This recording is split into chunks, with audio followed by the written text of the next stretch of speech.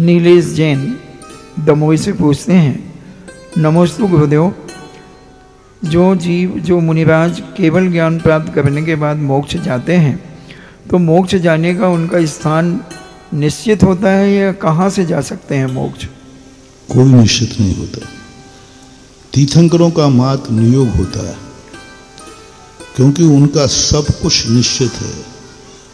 उनकी जितनी आयु है उतनी आयु वो पूरे जीते। जन्म सभी जैन तीर्थंकरों का अयोध्या में होता है। निर्माण सभी तीर्थंकरों का सम्मेद शिखर से होता है। असंख्यात वर्षों में एक हुंडा और सर्वज्ञ काल आता है। उस समय ये अपवाद हैं कि 4 तीर्थंकर अन्यत्र से मोक्ष गए। आदिनाथ कैलाश पर्वत से, नेमिनाथ गिरनारी से, बासपुर चंपापुर से और महावीर स्वामी, ये 4 अपवाद है। बाकी हमेशा अनादिकाल से सब समय से। शेष जीवों का मोक्ष जाने का काल का स्थान निश्चित नहीं है, कोई निश्चित नहीं। शाड़ो राशि भी जा सकता है।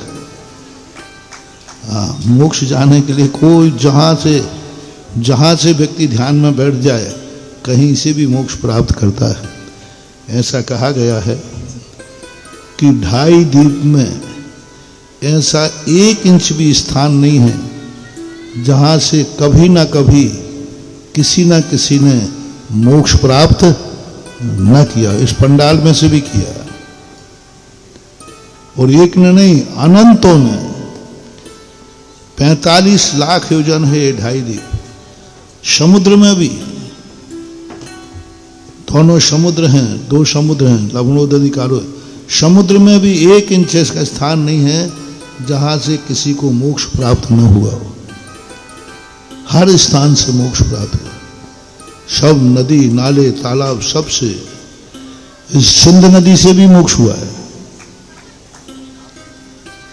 मैं वहां बैठा बैठा यही सोच रहा था कि भले ये छोटी नदी सिंध है, लेकिन यहां से भी मोक्ष प्राप्त किए हैं अनंत जीवों का।